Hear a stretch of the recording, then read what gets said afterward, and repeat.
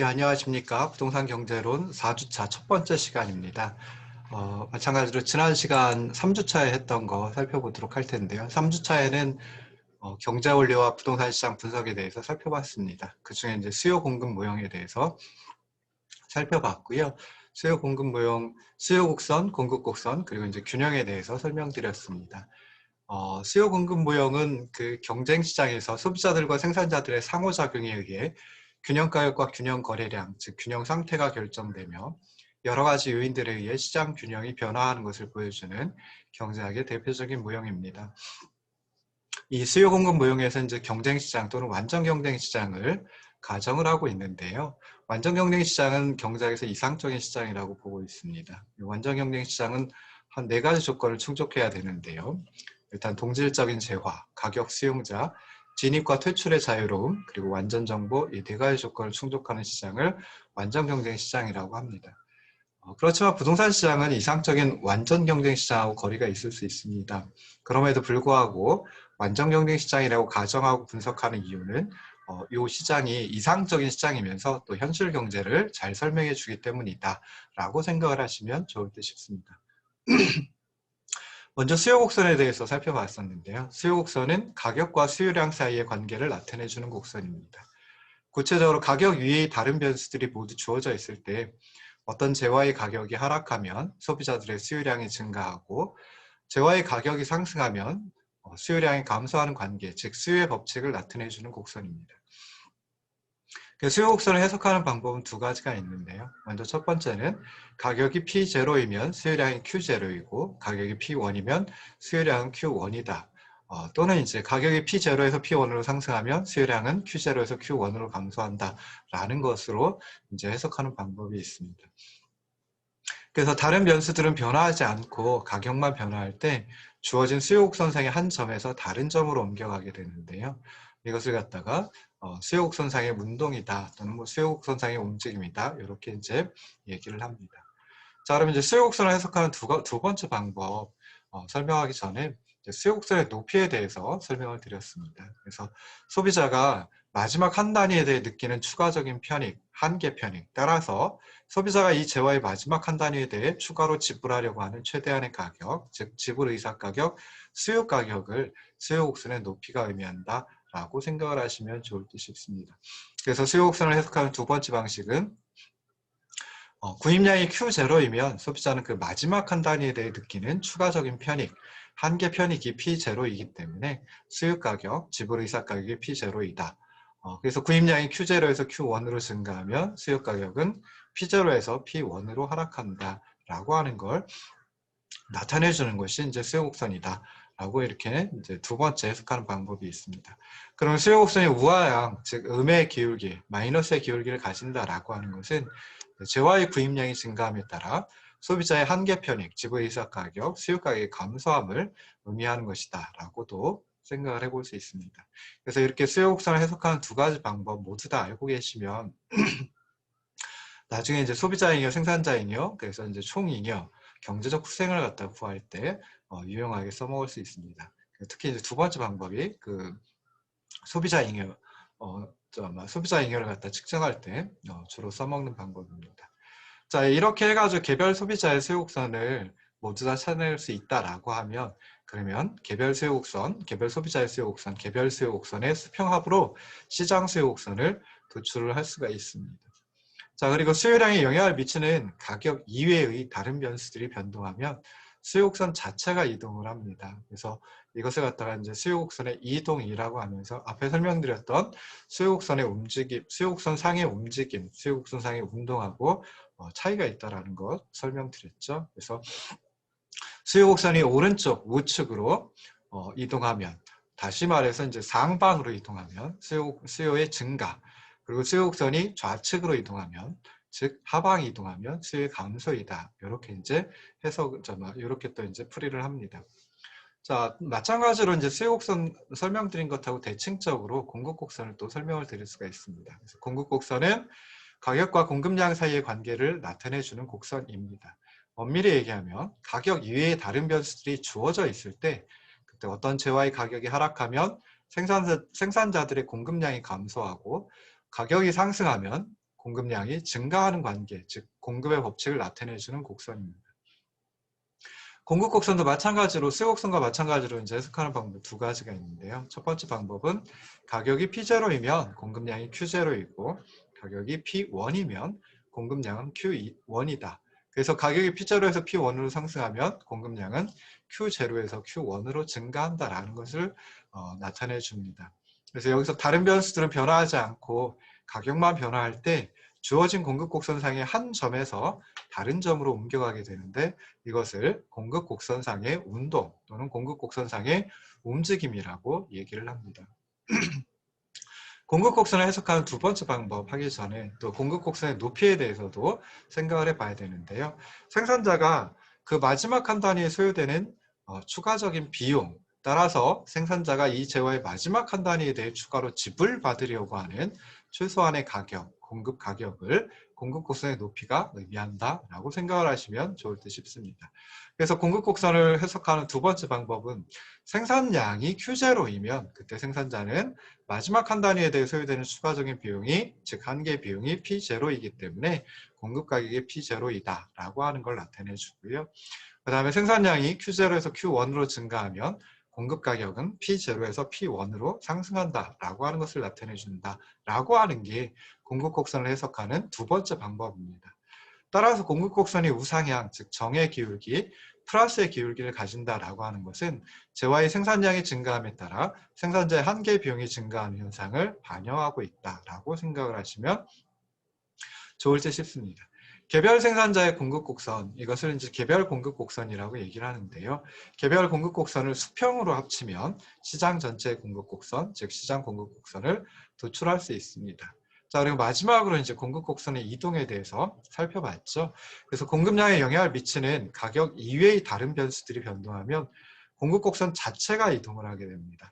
공급 곡선이 좌측으로 이동하면, 즉 상방 이동하면 공급의 감소, 공급 곡선이 우측으로 이동하면, 즉 하방 이동하면 공급의 증가라고 불러줍니다.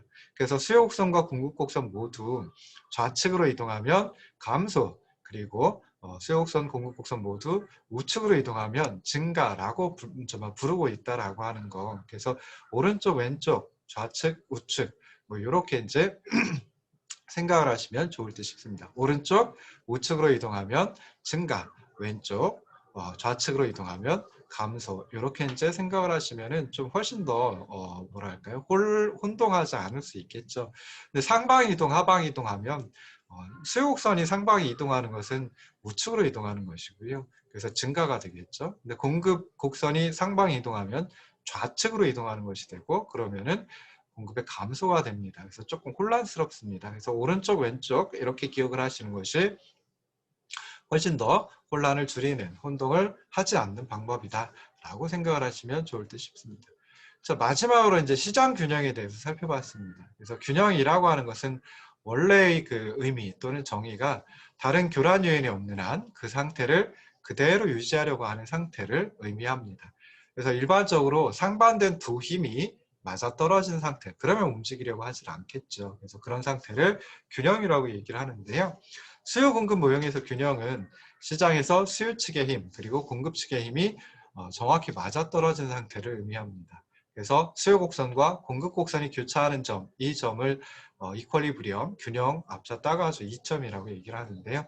그때의 균형 가격 P스타, 균형 거래량 Q스타, 이 상태가 바로 이제 수요 공급 모형에서 균형 상태이다 라고 생각해 볼 수 있습니다. 그래서 수요 공급 모형에서 균형을 찾는 것은 간단하죠. 수요 곡선과 공급 곡선 교차하는 점을 찾아내기만 하면 됩니다. 그래서 균형 가격과 균형 거래량의 조합, 그러니까 균형 가격과 균형 거래량을 한꺼번에 균형 상태라고 부른다라고 하는 것도 생각을 하시면 좋을 듯 싶고요. 그래서 균형 가격은 수요량과 공급량이 일치하여 균형이 이루어지게 만드는 가격을 의미하고요. 균형 거래량은 균형 가격에서의 거래량, 균형 가격에서 팔고 사는 사고 파는 거래량을 의미한다라고 생각을 하시면 좋을 듯 싶습니다. 그럼 균형 가격이 P스타이다라고 했을 때 균형 가격 P스타에서는 소비자들은 원하는 양의 재화를 모두 다 구입할 수 있고요. 생산자들은 원하는 양의 재화를 모두 다 판매를 할 수 있습니다. 그러다 보니까 수요자와 공급자 모두 의사결정을 바꾸려고 하지 않는 것이죠. 그리고 그 상태 그대로 유지하게 됩니다. 생산자들이 팔려고 내놓은 재화가 재화 양이 있는데요. 그만큼 소비자들이 모두 다 구입을 해가기 때문에 시장이 이제 깨끗해지게 되죠. 그래서 이런 균형 가격 비스타를 시장 청산 가격이다라고 얘기를 하고요. 이런 그 수요 공급 모형을 시장 청산 모형이다라고도 이제 부르고 있습니다. 자, 그러면 시장에서 균형 가격에 도달하는 것, 즉 균형 상태로의 조정 과정을 보면 애초에 시장이 개설되고 나서 처음서부터 가격이 균형 가격, 시장에서 형성된 가격이 균형 가격으로 정확히 즉각적으로 이렇게 수렴하는 것은 아닙니다. 조금 시간이 걸리죠. 그래서 만일 애초에 형성된 가격이 균형 가격보다 높은 P1이라고 하는 상태이다라고 하면 그때는 수요량 QD1보다 공급량 QS1이 더 많습니다. 그러다 보니까 초과 공급 현상이 발생을 하고요. 이 초과 공급 현상은 생산자 입장에서는 팔려고 내놓았는데 이제 팔리지 않은 것, 즉 재고가 쌓인다라고 하는 것을 의미합니다. 그럼 이 상태에서는 생산자들이 조금 더 낮은 가격에서라도 재화를 판매하려고 할 것이기 때문에 시장 가격이 전반적으로 하락하여 결국은 이제 궁극적으로 균형 가격에 도달한다라고 생각해 볼 수 있고요. 그러면 이제 균형 상태에 도달하는 것이 되겠죠. 만일 가격이 균형 가격보다 낮은 P2라고 하는 수준이다라고 하면 그때는 이제 수요량 QD2가 공급량 QS2보다 더 많기 때문에 초과 수요가 발생을 합니다. 이 초과 수요라고 하는 것은 이제 소비자들이 구입을 하고 싶은데 구입하지 못하는 현상, 즉 품귀 현상이 발생함을 의미하지요. 그래서 이 상태에서는 소비자들이 조금 더 높은 가격에서라도 재화를 구입하려고 할 것이기 때문에 시장 가격이 전반적으로 상승하고 결국 균형 가격에 도달합니다. 즉 궁극적으로 균형 상태에 도달한다는 것이죠. 그래서 이렇게 가지고 결론적으로 이제 보면 궁극적으로 그러니까 처음에 시장이 개설되고 처음에 형성된 가격은 균형 가격이 아닌 경우가 대부분일 것입니다. 그렇긴 하지만 이런 균형으로의 조정 과정을 거쳐가지고 결국은 궁극적으로는 균형 상태에 도달한다라고 하는 거, 요걸 이제 생각을 하시면 좋을 듯 싶습니다. 자, 지난 시간에 했던 거 이제 다 살펴봤고요. 이번 시간에 할 것은 이제 두 번째 강의안 가지고 시작하도록 하겠습니다. 그래서 두 번째 강의안 중에 이번 시간에 할 부분은 여기 20페이지에서부터입니다. 그래서 20페이지에 이제 균형을 갖다 조금 설명을 하지 않은 조금 균형에 대한 설명이 미진한 부분이 있었죠. 그래서 이렇게 수요 공급 모형을 간단한 수식으로 표현을 할 수가 있습니다. 그래서 수요 함수는 QD는 DP 해가지고 가장 간단한 식으로 쓸 때 A-BP 해가지고 1차 함수, 즉 직선의 형태로 나타나는 우하향하는 직선의 형태로 나타나도록 하는 것이고요. 그 다음에 공급 함수는 이제 QS는 SP 해가지고 나타낼 수 있고, 그다음에 일반적으로 뭐 C 플러스 DP 해가지고 가장 간단한 1차 함수 우상향하는 직선의 형태로 이제 표현을 해봤습니다.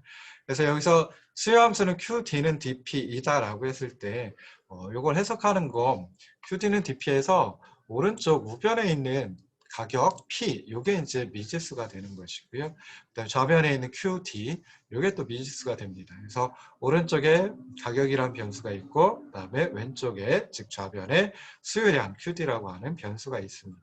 근데 여기서 오른쪽에 있는 우변에 있는 변수 P라고 하는 것, 요걸 이제 독립변수라고 얘기를 합니다. 그래서 자기 멋대로 움직일 수 있다, 독립적으로 움직일 수 있다라고 해서 독립변수라고 얘기를 하고요. 좌변에 있는 QD 수요량은 독립변수인 가격 P에 따라서 움직인다. 그래서 이제 종속 변수라고 얘기를 합니다. 가운데 있는 D라고 하는 거, 이거는 그냥 우리가 함수를 보통 이제 펑션 앞서 따가서 F라고 하는데요. F라고 표현하는 거 대신에 수요를 강조해서 이제 D라고 대문자 D로 다 이제 표현한 것에 불과합니다. 그래서 그냥 해석하실 때 QD 수요량, 좌변에 있는 QD 수요량이라고 하는 변수는 우변에 있는 가격 P라고 하는 변수에 따라서 움직인다라고 하는 걸 나타내 주는 것이 수요 함수입니다.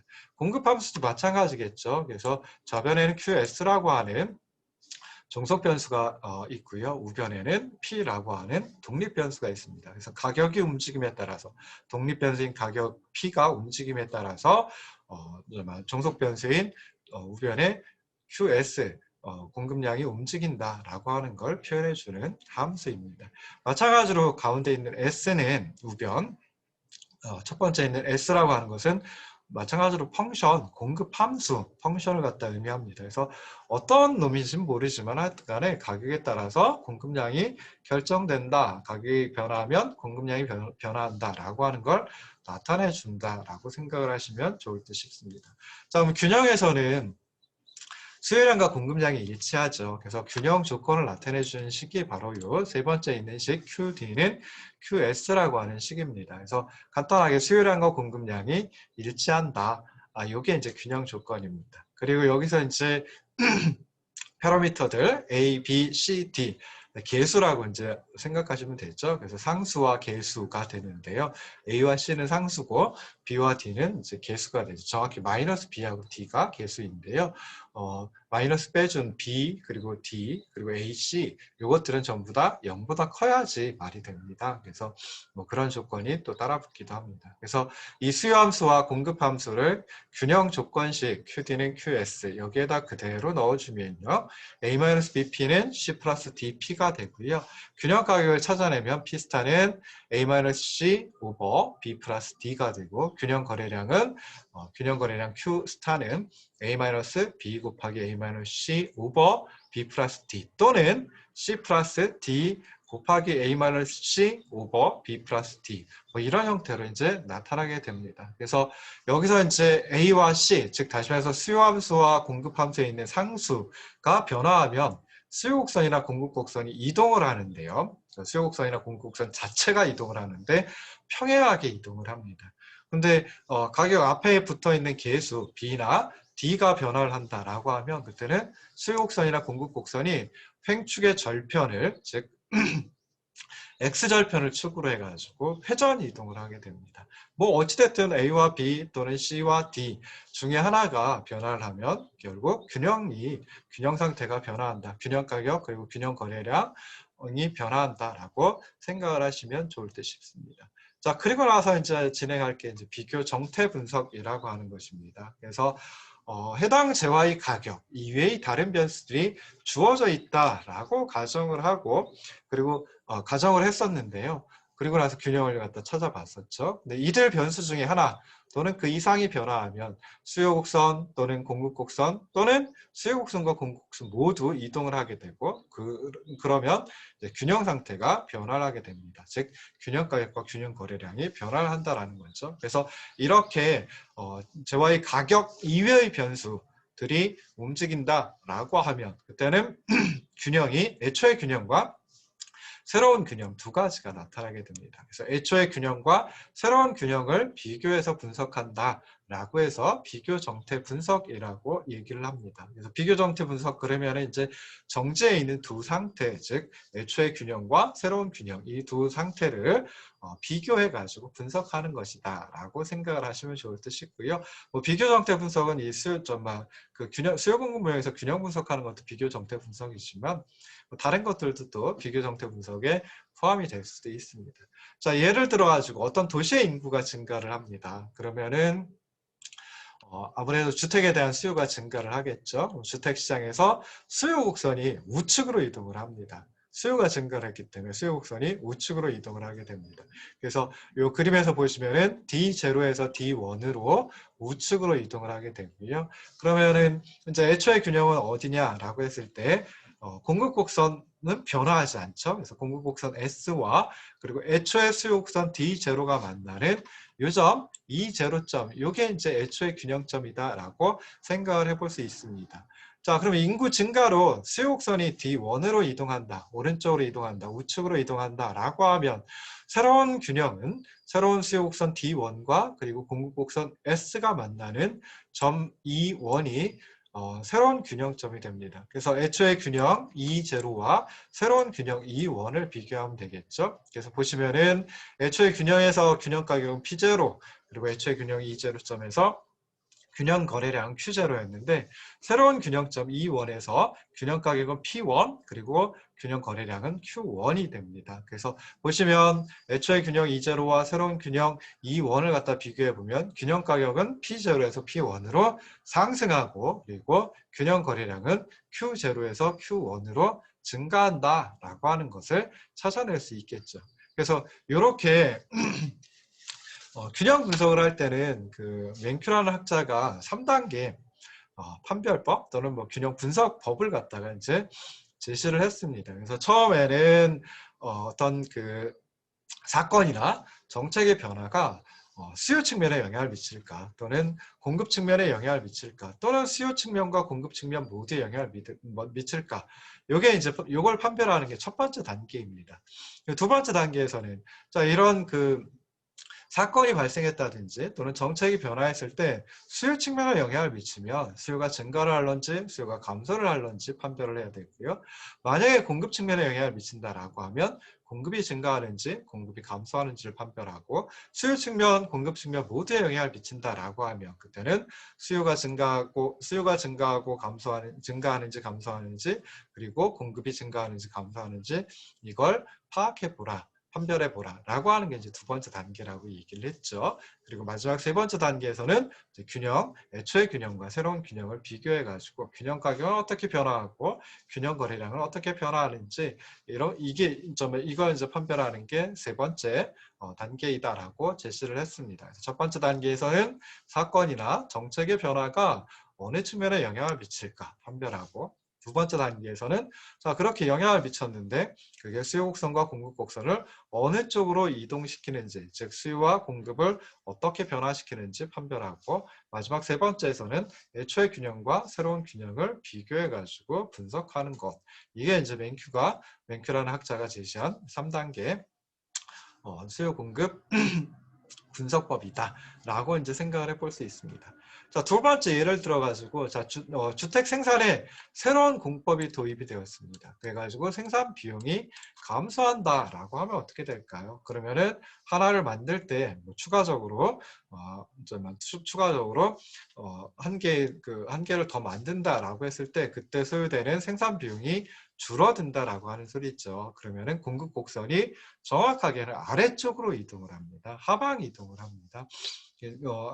공급 곡선이 하방 이동한다라고 하는 것은 이제 공급이 증가하는 것, 즉 공급이 우측 이동하는 것하고 마찬가지죠. 그래서 S0에서 S1으로 이렇게 이제 오른쪽으로 공급 곡선의 오른쪽으로 이동을 하게 됩니다. 그래서 이것도 이제 첫 번째 단계, 두 번째 단계, 맹큐가 제시했던 그 3단계 분석법에서 첫 번째 단계 주택 생산에 새로운 공법이 도입되면 공급 측면에 영향을 미치는구나 라고 판별하시면 되고요. 수요 측면에 영향을 안 미칩니다.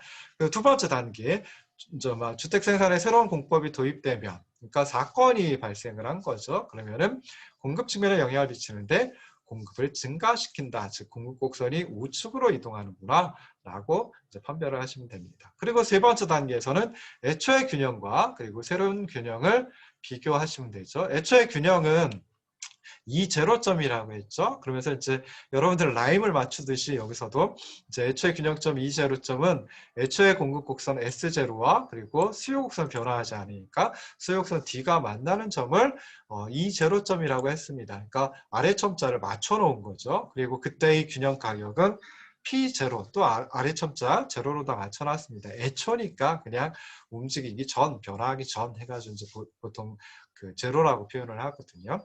그 다음에 애초에 균형 E0에서 균형 거래량은 Q0라고 해서 아래 첨자 마찬가지로 또 Q0라고 이제 해놨습니다. 그래서 이렇게 애초에 균형점을 찾아내 봤고요.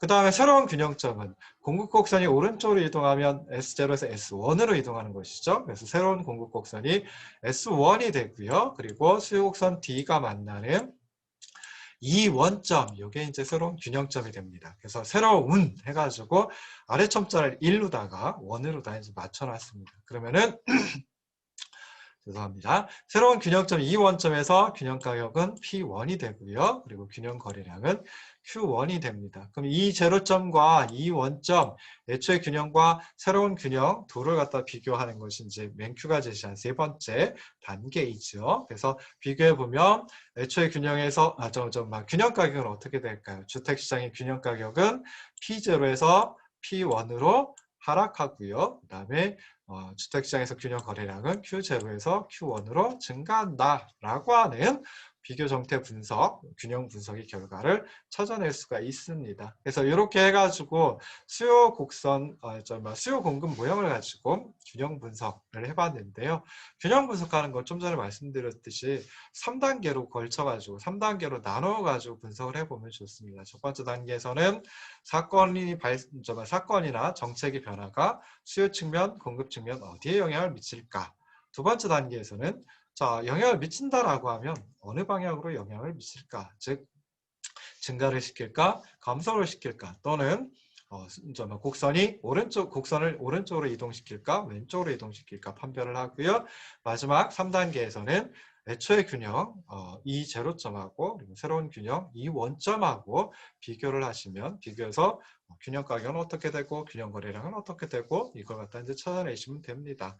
자, 사실은 이 제로점에서 이 원점으로 균형이 변화한다라고 했지 이 제로점에서 이 원점으로 어떻게 변화하는 거 그리고 얼마나 빨리 변화하는 거 이거는 알 수가 없습니다. 그래서 그냥 궁극적으로 이 제로점에서 궁극적으로 이 원점으로 변화한다, 이동한다. 그것만 이제 생각하시면 좋을 듯 싶습니다.